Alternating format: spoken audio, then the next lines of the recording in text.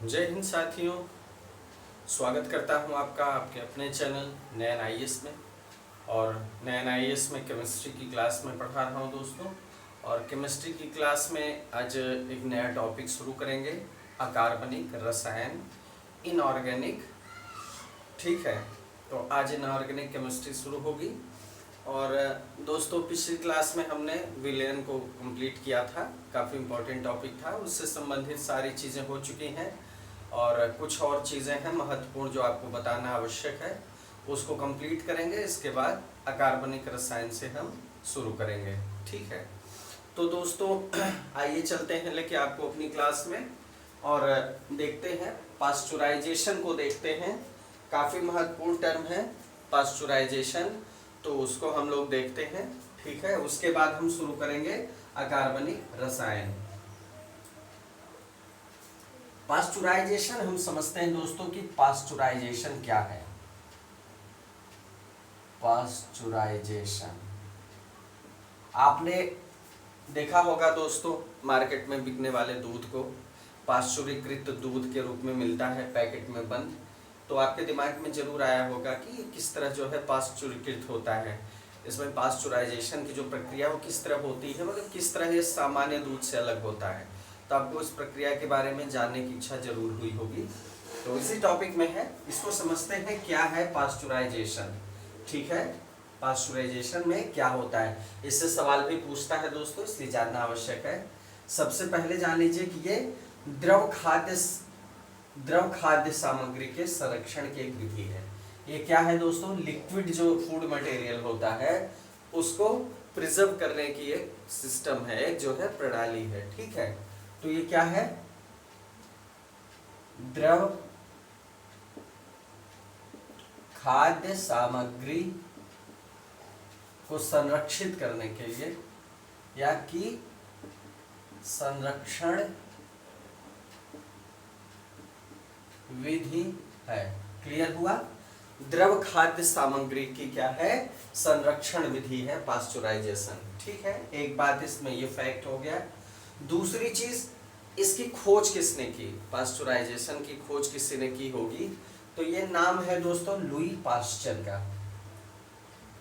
Louis Pasteur, चूंकि इनके नाम में पास्चर जुड़ा है दोस्तों, तो इसीलिए इसको पास्चुराइजेशन कहा जाता है।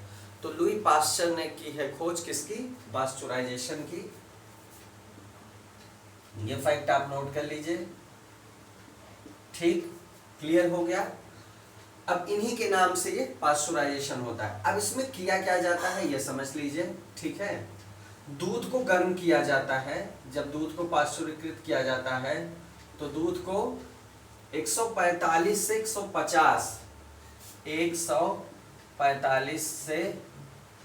150 डिग्री फ़ारेनहाइट से 150 डिग्री फ़ारेनहाइट तक, ध्यान दीजिएगा।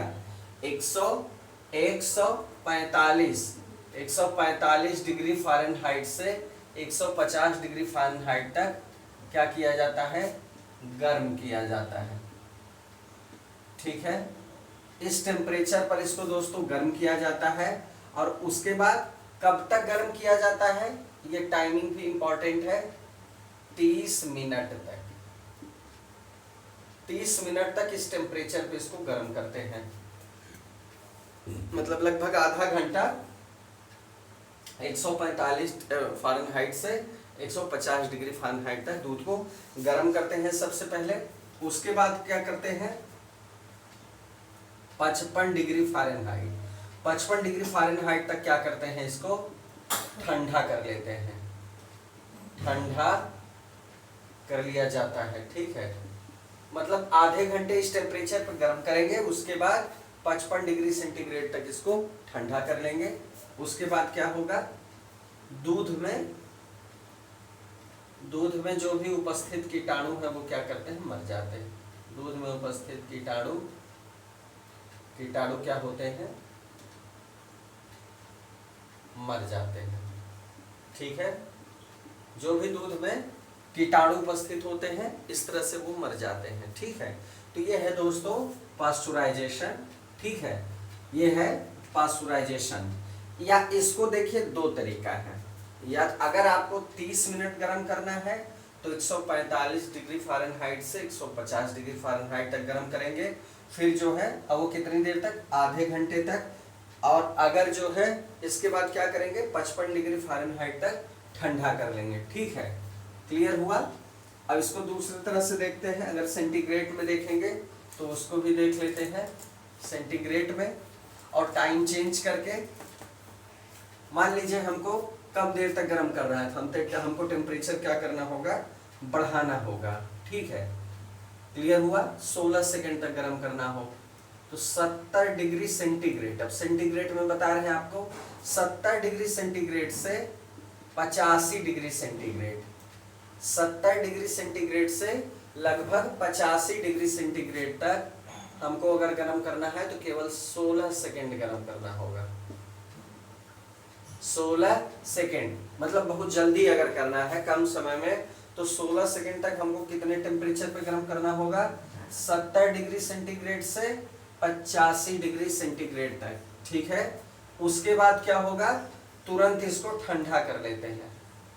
तुरंत क्या करेंगे, तुरंत ठंडा कर लेते हैं। ठीक है, इतने टेम्परेचर पर गर्म करके तुरंत ठंडा कर लेते हैं। और जो है इसके बाद क्या होता है, पैकेटों में बंद कर दिया जाता है,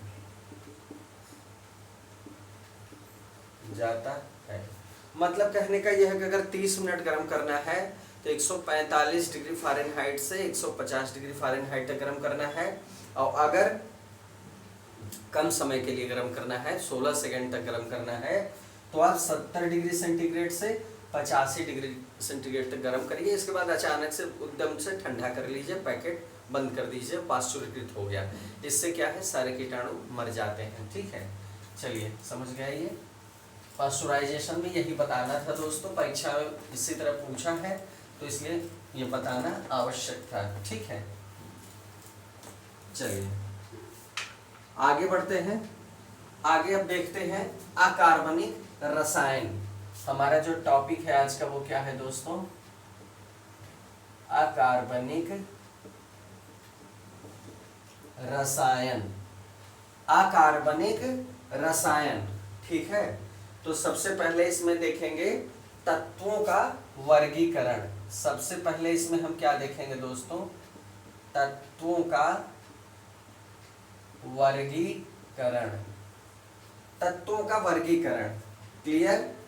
रासायनिक जो तत्व होते हैं दोस्तों, ठीक है, रासायनिक तत्वों के साथ एक बात यह है कि यह अव्यवस्थित रूप से बिखरे नहीं होते। रासायनिक तत्वों की बात हो रही है तो रासायनिक तत्व क्या होते हैं, अव्यवस्थित समूह में बिखरी हुई इकाई की तरह नहीं होते, वो व्यवस्थित होते हैं। क्या होते हैं, ऑर्गेनाइज्ड होते हैं, व्यवस्थित समूहों में समानता भी प्रकट करते हैं। ठीक है, मतलब बहुत ऑर्गेनाइज्ड तरीके से होते हैं, यही हमको देखना है। ठीक है, रासायनिक तत्व क्या होते हैं दोस्तों, रासायनिक तत्व क्या होते हैं, व्यवस्थित समूहों में होते हैं। ठीक है, व्यवस्थित समूहों में समानता प्रकट करते हैं, मतलब बहुत ऑर्गेनाइज्ड तरीके से होते हैं। ठीक है, अब आगे आपको क्या समझना है, तत्व सभी प्रकार के पदार्थों की मूल इकाई हैं। जैसे पदार्थ की जो है मूल इकाई अगर हमको समझना हो तो क्या होगा, तत्व होगा। तो तत्व के बारे में क्या है कि ये सभी प्रकार के पदार्थ, सभी प्रकार के पदार्थों की क्या होते हैं, मूल इकाई होते हैं। ठीक है, सभी प्रकार के पदार्थों की क्या होते हैं, मूल, ठीक है, सभी प्रकार के पदार्थों की मूल इकाई होते हैं। तत्व क्या होता है, तत्व के बारे में ध्यान दीजिए। तत्व एक ही तरह के परमाणुओं से निर्मित होते हैं। तत्व के साथ ये बहुत खास बात है कि तत्व की परिभाषा अगर आप देखेंगे तो तत्व एक ही प्रकार के, तत्व एक ही प्रकार के परमाणुओं द्वारा बने होते हैं। ठीक है, एक ही प्रकार के परमाणुओं द्वारा निर्मित होते हैं। आपने देखा कि सभी प्रकार के पदार्थों के मूल इकाई होते हैं। तो तत्वों को हम निर्मित नहीं कर सकते। अगर हम मान लीजिए ऐसा चाहें कि दो भिन्न गुणधर्म वाले पदार्थ को मिला के हम चाहें कि एक तत्व बना लें, तो ऐसा संभव नहीं हो सकता, कभी भी संभव नहीं हो सकता। चाहे किसी भी भौतिक रासायनिक प्रक्रिया का हम पालन करें, या किसी भी तत्व को दो भिन्न गुणधर्म वाले पदार्थों में विभक्त नहीं किया जा सकता। न तो उन्हें संश्लेषित किया जा सकता है दो भिन्न पदार्थ गुणधर्म वाले पदार्थों से, और न तो उनको दो भिन्न गुणधर्म वाले पदार्थों में बांटा ही जा सकता है, विभक्त ही किया जा सकता है, चाहे किसी भी भौतिक या रासायनिक प्रक्रिया का हम इस्तेमाल करें। इसलिए ये जो है एक ही प्रकार के परमाणुओं द्वारा बने होते हैं, इसीलिए ये जो है एक तरह के परमाणुओं द्वारा निर्मित होते हैं। मतलब हम कह सकते हैं तत्वों के बारे में कि किसी भी भौतिक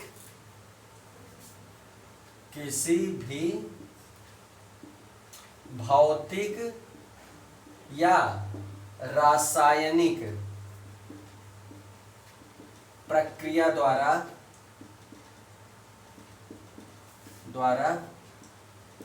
हम दो भिन्न गुणधर्म वाले पदार्थों से तत्वों का संश्लेषण, मतलब किसी भी भौतिक या रासायनिक प्रक्रिया द्वारा हम दो भिन्न गुणधर्म वाले पदार्थों तत्वों का संश्लेषण नहीं कर सकते और न ही तत्वों का विघटन दो भिन्न गुणधर्म वाले पदार्थों में कर सकते हैं। बहुत इंपॉर्टेंट है, में कर सकते हैं। ये तत्व के बारे में बहुत महत्वपूर्ण बात है। सबसे पहली बात, ये व्यवस्थित समूहों में समानता प्रकट करते हैं, मतलब व्यवस्थित समूहों में रहते हैं। दूसरी बात, किसी भी भौतिक या रासायनिक प्रक्रिया द्वारा हम दो अलग अलग पदार्थों से मिला के एक तत्व का निर्माण या संश्लेषण नहीं कर सकते, और न तो तत्व को हम तोड़ सकते हैं दो भिन्न भिन्न गुणधर्म वाले पदार्थों में। ठीक है, इसका मतलब क्या हुआ कि तत्व एक ही तरह के परमाणु से बने होते हैं, पदार्थों की ये मौलिक इकाई होते हैं। चलिए, ये बात क्लियर हो गई। अब हम आगे बढ़ेंगे। ठीक है, ये मूल बात है दोस्तों। इसके बाद हम देखेंगे, इसके बाद हम समझेंगे कि जो तत्व है क्या है। सबसे पहले सन 1800 में कितने तत्व ज्ञात थे? 1800 की बात है, केवल 31 तत्व ज्ञात थे। ठीक है, आज की बात करें तो आज हमें जो है 118 तत्वों के बारे में पता है। ठीक है, कितने तत्वों के बारे में पता है? 118 तत्वों के बारे में हमें जानकारी है। और जो हाल के खोजे तत्व हैं वो कैसे हैं? वो मानव निर्मित है। ठीक है, मानव निर्मित है। क्लियर हुआ? चलिए आगे बढ़ते हैं दोस्तों, आगे बढ़ते हैं।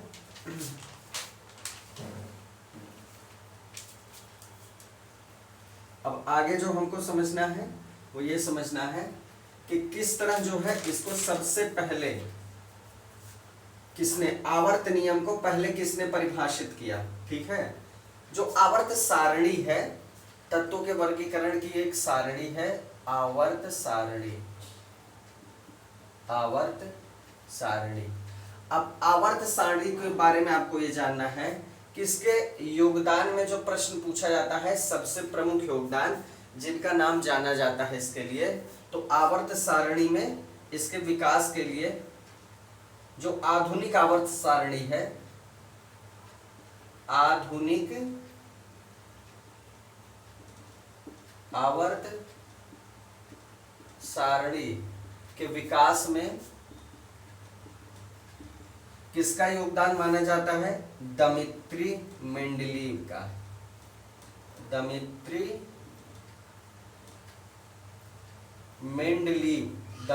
मेंडलीव का योगदान माना जाता है आवर्त सारणी में। क्लियर हुआ?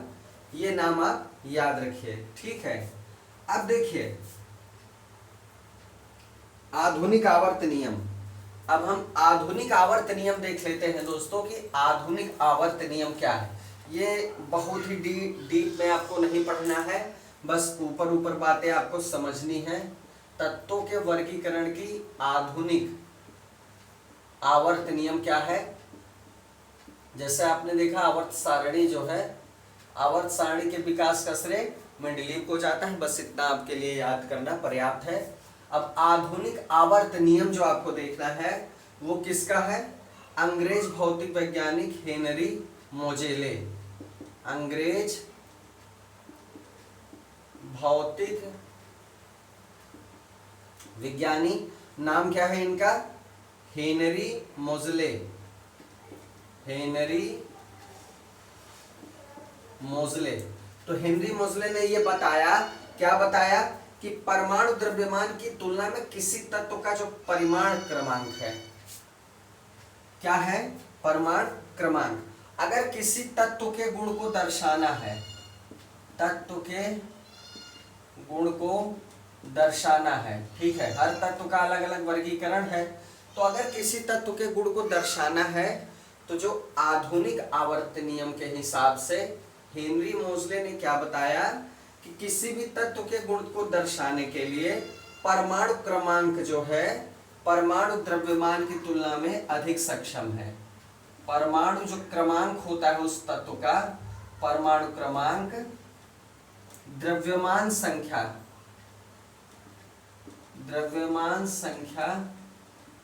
से अधिक सक्षम है। मतलब हमें परमाणु क्रमांक से जो है उस तत्व के गुण को प्राप्त करना ज्यादा सटीक है, ठीक है। द्रव्यमान संख्या से अधिक सक्षम है। क्लियर हुआ? ये आधुनिक आवर्त नियम बताता है, ठीक है, हेनरी मोजले बताते हैं। चलिए ये हो गया दोस्तों, ठीक है, बस इसमें इतना ही पर्याप्त है आपके लिए जानना। इसके अलावा जो है, इसके अलावा आपको और जानने की जरूरत इसमें नहीं है, ठीक है। अब इसके अलावा हम देखेंगे दोस्तों अगला टॉपिक, ठीक है। अगले टॉपिक में हम धातु देखेंगे, खनिज देखेंगे, और क्या देखेंगे? अयस्क देखेंगे, इनके गुणधर्म देखेंगे, उपयोग देखेंगे, ठीक है। आवर्त सारणी में कुछ खास आपके लिए बहुत महत्वपूर्ण है जो जीएस पॉइंट ऑफ व्यू से जरूरी हो। आगे देखेंगे हम कौन सा टॉपिक? धातुएं, खनिज और अयस्क। धातुएं, खनिज, अयस्क, इन तीनों चीजों को देखेंगे, इनके गुणधर्म देखेंगे और इनके उपयोग देखेंगे। गुणधर्म और उपयोग, गुणधर्म और उपयोग देखेंगे, ठीक है। चलिए अब देखिए जो अर्थ क्रस्ट होता है, तत्वों का मुख्य उद्गम कहां से होता है दोस्तों? पृथ्वी की जो परपटी है वहीं से होता है, जाहिर सी बात है। तो हम कह सकते हैं कि जो भूपरपटी होती है, भूपरपटी, जिसको हम अर्थ क्रस्ट कह सकते हैं, अर्थ क्रस्ट कह सकते हैं, यही क्या है? तत्वों का मुख्य उद्गम है। क्या है? मुख्य उद्गम है। भूपरपटी जो होता है यहीं से सारे तत्व प्राप्त होते हैं, मुख्य उद्गम यही है, भूपरपटी अर्थ क्रस्ट जो ऊपरी परत है। क्लियर हुआ? समझ में आया दोस्तों? चलिए आगे बढ़ते हैं। इसके बाद देखते हैं सबसे अधिक मात्रा में क्या पाया जाता है। तो अगर हम कहें कि अधातु में, अधातु मतलब जो धातु नहीं है, अधातु में सर्वाधिक मात्रा में, सर्वाधिक मात्रा में क्या पाया जाता है, जो अधातु है तो वो क्या होगा, ऑक्सीजन। वो क्या होगा दोस्तों, ऑक्सीजन। ठीक है, अधातु में क्या पाया जाएगा, अधातु में जो पाया जाएगा वो है ऑक्सीजन। ठीक है, और अगर धातु में कहा जाए,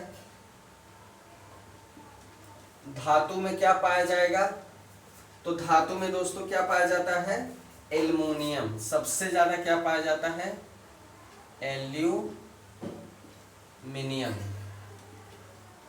भूपर्पटी या अर्थ क्रस्ट पे सबसे ज्यादा अधातु में ऑक्सीजन पाया जाता है और धातुओं में क्या पाया जाता है दोस्तों, एल्यूमिनियम। क्लियर हुआ। चलिए अब देखिए, मुक्त अवस्था और संयुक्त अवस्था, तत्व दो अवस्था में पाए जाते हैं। ठीक है, तत्व क्या है, दो अवस्था में पाए जाते हैं दोस्तों, एक है मुक्त अवस्था और एक होता है संयुक्त अवस्था। प्रकृति में जो धातुएं होती हैं, प्रकृति में धातुएं दो रूप में मिलती हैं। प्रकृति में जो धातुएं हैं वो दो रूप में प्राप्त होंगी। पहली जो अवस्था है दोस्तों वो क्या है, मुक्त अवस्था। ठीक है, पहली जो अवस्था है मुक्त अवस्था, मतलब native of element state, native of element state. ठीक है, पहली मुक्त अवस्था। और दूसरी क्या है, दूसरी क्या है दोस्तों, संयुक्त अवस्था। ठीक है, दूसरी क्या है, संयुक्त अवस्था या कंबाइंड स्टेट कह सकते हैं। ठीक है, पहली है नेटिव एलिमेंट और दूसरी है कंबाइंड स्टेट, मतलब संयुक्त अवस्था। पहली क्या है, नेटिव ऑफ एलिमेंट स्टेट, दूसरी है कंबाइंड स्टेट। अब देखिए दो अवस्थाओं में पाया जाता है, तो सरल तत्वों के रूप में पहला जो है वो क्या है, सरल तत्वों के रूप में। जब कोई तत्व बहुत सरलतम रूप में पाया जाता है वो मुक्त अवस्था में पाया जाता है, सरल तत्वों के रूप में। और दूसरा संयुक्त अवस्था में कब पाया जाता है, यौगिकों के रूप में। किस रूप में पाया जाता है, कोई भी धातु अगर संयुक्त अवस्था में पाई जा रही है तो इसका मतलब यौगिक के रूप में पाई जा रही है, और मुक्त अवस्था के रूप में पाई जा रही है मतलब सरल तत्वों के रूप में पाई जा रही है। ठीक है, क्लियर हुआ। किसी धातु की जो प्राप्ति होती है दोस्तों वो उसकी रासायनिक प्रकृति पे निर्भर करती है। जो किसी भी धातु की प्राप्ति है वो किस पे, मतलब कहाँ प्राप्त होगी, किस पे निर्भर करेगा, उसकी रासायनिक प्रकृति पे, मतलब किस तरह केमिकल कैरेक्टरिस्टिक्स है उसके अंदर, उसकी प्रकृति क्या है। जैसे आप ऐसे समझिए, इसका मतलब क्या है, जो धातु बहुत कम सक्रिय होगी वो मुक्त अवस्था में मिलेगी। मतलब यहाँ क्या है, कम सक्रिय धातु। जो कम सक्रिय धातु है वो क्या होगी, वो मुक्त अवस्था में मिलेगी।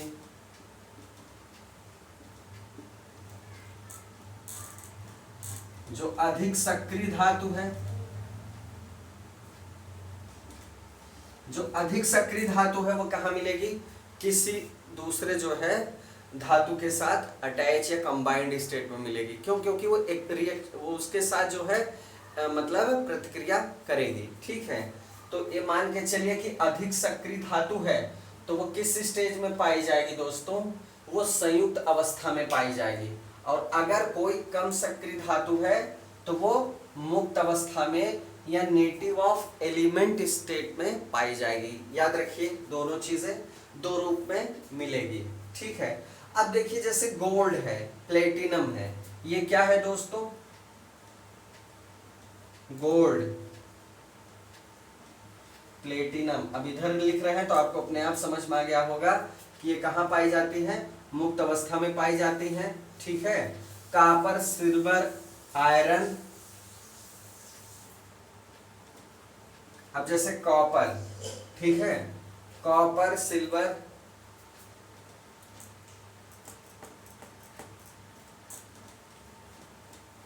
सिल्वर, आयरन, ये दोस्तों कहाँ पाई जाती हैं? ये संयुक्त अवस्था में पाई जाती है और मुक्त अवस्था में भी पाई जाती हैं। समझिएगा, ये क्या है? मुक्त अवस्था में भी पाई जाती है और सक्रिय अवस्था में अर्थात संयुक्त अवस्था में भी पाई जाती हैं। क्लियर हुआ? चलिए ठीक है, अब आगे देखते हैं दोस्तों। ये दो अवस्थाएं हमने देख ली, आगे देखा जाए।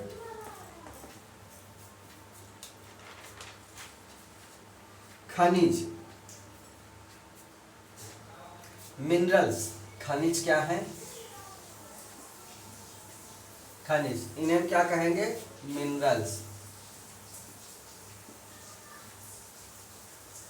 मिनरल्स। खनिज कहते किसे हैं? धातु और उनके यौगिक जिस रूप में मिलते हैं, जिस रूप में मिलते हैं, मतलब धातु और उनके यौगिक पृथ्वी में जिस रूप में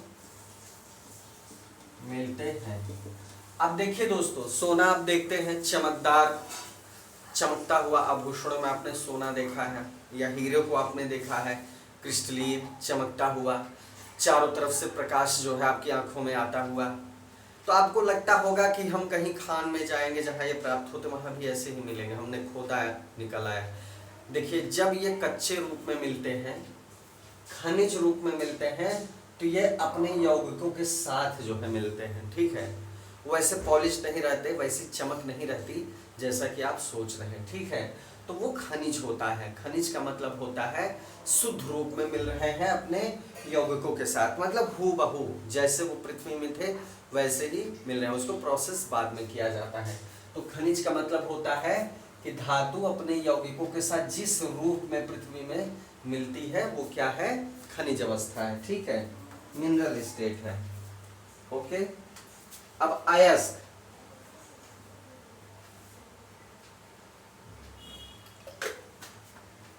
अयस्क किसे कहते हैं दोस्तों?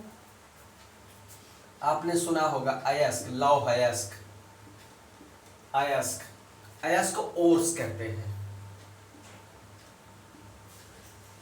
ओर्स, अयस्क का मतलब क्या है?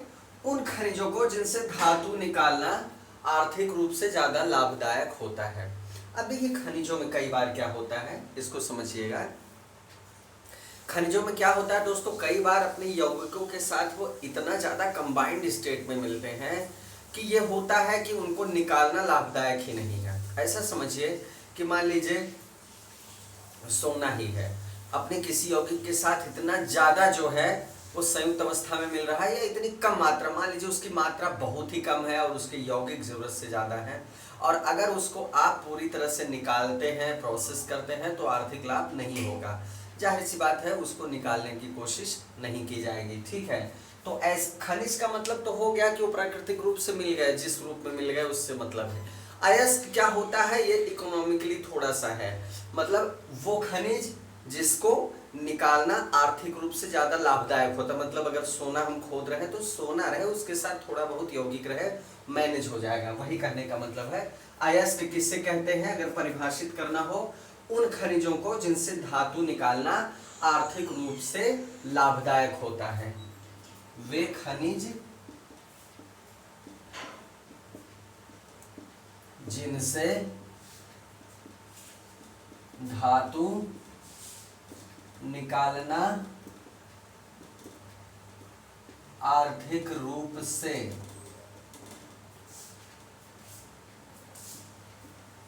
लाभदायक, आर्थिक रूप से लाभदायक होगा। पता चला 10 ग्राम सोना निकला, करोड़ों रुपए हमने खुदाई में ही खर्च कर दिए, तो ऐसा मतलब क्या निकला उसका, ठीक है। ये मतलब कहने का है। खनिज और अयस्क में ये अंतर है, मतलब अयस्क खनिज का ही एक वो प्रकार है जिनसे धातु निकालना ज्यादा आर्थिक रूप से संभव हो जाता है, ठीक है। अब देखिए, समझ गए आप धातु क्या है? धातु ऑक्साइड, ऑक्साइड, सल्फाइड, ठीक है, कार्बोनेट, कार्बोनेट, ठीक है, हाइलाइड और सल्फेट, हाइलाइड और सल्फेट। अब ये देखिए अपने यौगिकों के साथ हैं दोस्तों, ठीक है। इसके रूप में, इनके रूप में पाई जाती है। क्लियर हुआ? किसके रूप में पाई जाती है धातु? ऑक्साइड के रूप में, सल्फाइड के रूप में, कार्बोनेट के रूप में, हाइलाइड के रूप में और सल्फेट के रूप में। क्लियर हुआ? इस रूप में जो है ये पाई जाती है, ठीक है, धातु पाई जाती है। क्लियर हुआ? चलिए आगे बढ़ते हैं दोस्तों।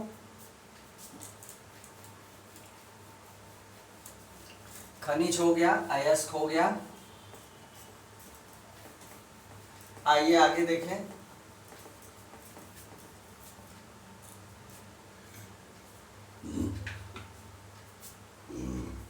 अब हम देखेंगे इसके बाद, अब हम देखेंगे मिश्र धातु के बारे में, ठीक है। इसके बाद हम क्या देखेंगे दोस्तों? हम देखेंगे मिश्र धातुओं को, ठीक है। हम देखेंगे मिश्र धातुओं के विषय में, ठीक है। मिश्र धातुएं, मिश्र धातुएं, ठीक है। मिश्र धातु का मतलब क्या है? दो या दो से अधिक धातु से मिलकर बनना, ठीक है। दो या दो से अधिक धातुओं से मिलकर बनना, ये दो या दो से अधिक धातु से मिलकर बनी होती है, इसे मिश्र धातु कहते हैं। क्लियर हुआ? ठीक है। इनमें कुछ अधात्विक तत्व भी हो सकते हैं।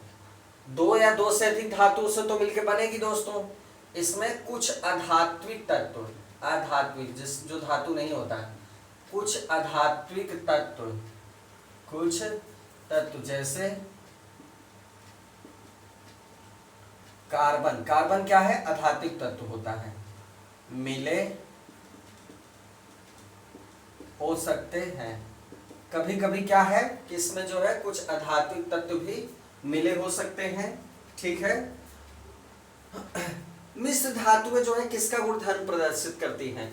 उन धातुओं का गुणधर्म प्रदर्शित करती हैं जिनसे मिलके ये बनी होती हैं। जिनसे ये मिलके बनी होती हैं उन्हीं का गुणधर्म प्रदर्शित करती हैं, ठीक है। उन धातुओं का गुणधर्म प्रदर्शित करती हैं जिनसे ये मिलकर बनी होती हैं, मिलकर बनी होती हैं। मतलब अगर दो या दो से अधिक धातु है तो जो धातु मिलकर एक मिश्र धातु बनाएगी तो वो अपने गुणधर्म को प्रदर्शित करेगी, यहाँ ये कहने का मतलब है, ठीक है। अब जैसे देखिए इस्पात, इस्पात का उदाहरण लेते हैं, मिश्र धातु है दोस्तों। आगे देखते हैं,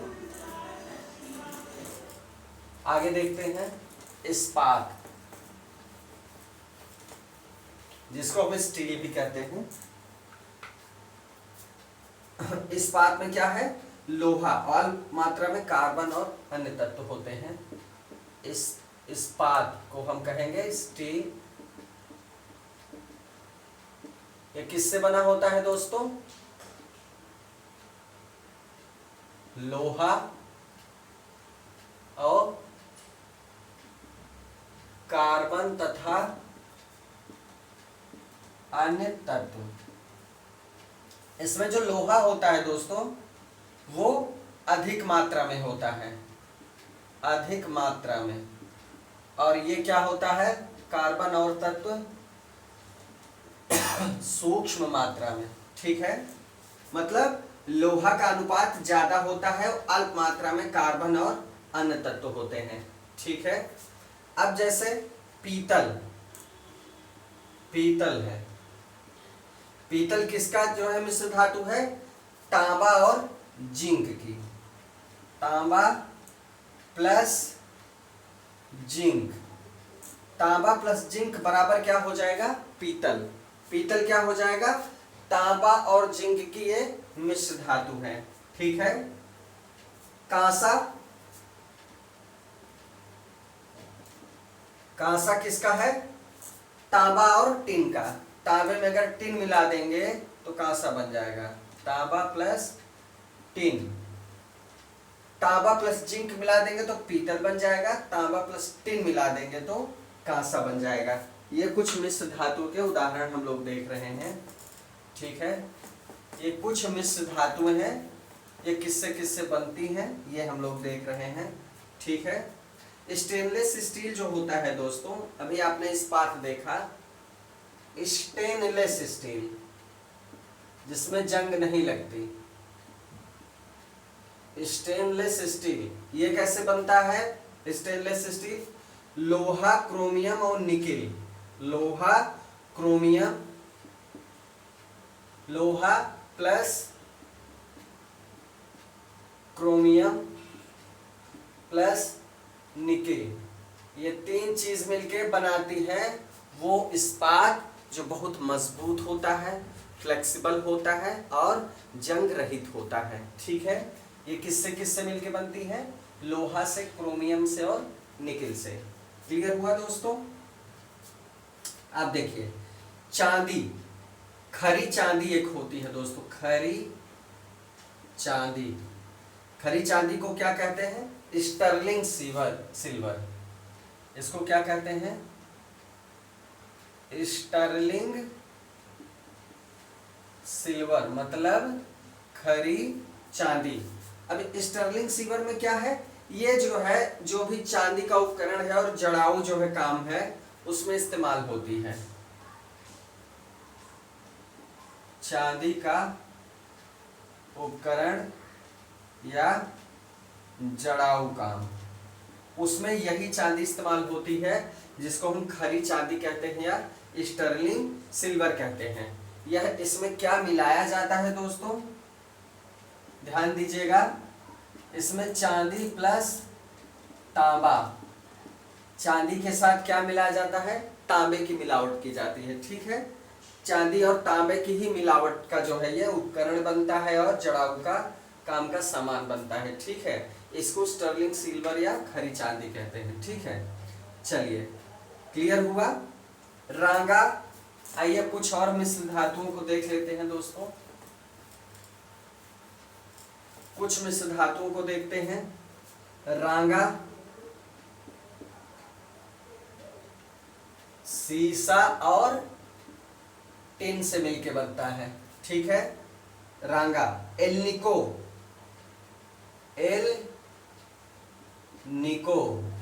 एल्निको किससे बनता है? लोहा, एल्युमिनियम, निकिल और कोबाल्ट। लोहा, aluminium plus nickel plus cobalt, इतनी धातुएं मिलके क्या बनाती हैं? एल्निको। एल्निको क्या है दोस्तों? मिश्र धातु है। नाइक्रोम देखते हैं, नाइक्रोम कैसे बनता है दोस्तों? नाइक्रोम निकेल, लोहा, निकिल प्लस लोहा plus chromium plus manganese, chromium plus manganese. Clear हुआ? निकिल, लोहा, क्रोमियम प्लस मैग्नीज, ये मिलके क्या बनाती हैं? ये मिलके क्या बनाती हैं दोस्तों? नाइक्रोम। नाइक्रोम का तार आपने पढ़ा होगा कि नाइक्रोम का तार होता है, टंगस्टन होता है बल्ब में, नाइक्रोम होता है हीटर में। ठीक है, हीटर में यही तार इस्तेमाल होता है नाइक्रोम का। चलिए अब सोने की बात कर लेते हैं। स्वर्ण स्वर्ण आभूषण जो है कितने के कैरेट के होते हैं दोस्तों? असल में तो ये 24 कैरेट के होते हैं। शुद्ध जो सोना होता है दोस्तों वो कितने कैरेट का होता है? स्वर्ण जो शुद्ध सोना है वो आपने सुना होगा 24 कैरेट, 24 कैरेट, 24 कैरेट का होता है एकदम प्योर सोना। लेकिन दरअसल जो है, दरअसल क्या होता है कि जो सोना हम इस्तेमाल करते हैं, ठीक है, जो सोना धातुओं में इस्तेमाल होता है, आभूषणों में इस्तेमाल होता है, 22 भाग सोना होता है। उसमें क्या होता है? 22 भाग सोना प्लस 2 भाग में क्या होता है? चांदी होती है और तांबा होता है। ध्यान दीजिएगा, ये जो आभूषण बनते हैं तो इसमें केवल 22 भाग, ज्यादा से ज्यादा 22 भाग सोना रहेगा और 2 भाग क्या रहेगा दोस्तों? चांदी और तांबा रहेगा। ये कभी भी 24 कैरेट कंप्लीट नहीं बनता है। कारण क्या है? जो सोना है वो बहुत नर्म धातु है, वो जो है आभूषणों में सेट ही नहीं हो पाएगा, बन ही नहीं पाएगी।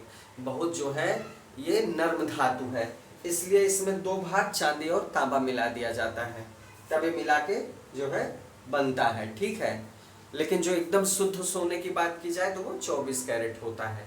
तो इस तरह जो है दोस्तों हमने मिश्र धातुओं को भी देख लिया, ठीक है, मिश्र धातुओं को भी देख लिया। अब दोस्तों इसके आगे का जो टॉपिक है वो अगली क्लास में। आज हमने काफ़ी चीज़ों को समझा, धातुओं को, खनिजों को, अयस्कों को समझा और अलग अलग धातुओं से मिलकर बनने वाली मिश्र धातुओं को भी हमने देखा। तो दोस्तों आज के लिए इतना ही, मिलते हैं अगले वीडियो में केमिस्ट्री की एक और अगली क्लास में। बहुत संक्षेप में हम आपको बता रहे हैं केमिस्ट्री की वो बातें जो आपकी परीक्षा में जीएस पॉइंट ऑफ व्यू से पूछी जा सकती हैं। बहुत चीज़ें नहीं हैं लेकिन जितनी हैं बहुत काम की हैं दोस्तों। तो इसका नोट्स जरूर बना लें, नोट डाउन करके रखें, आपके बहुत काम आएंगी। तो दोस्तों आज के लिए इतना ही, मिलते हैं नेक्स्ट वीडियो में। जय हिंद।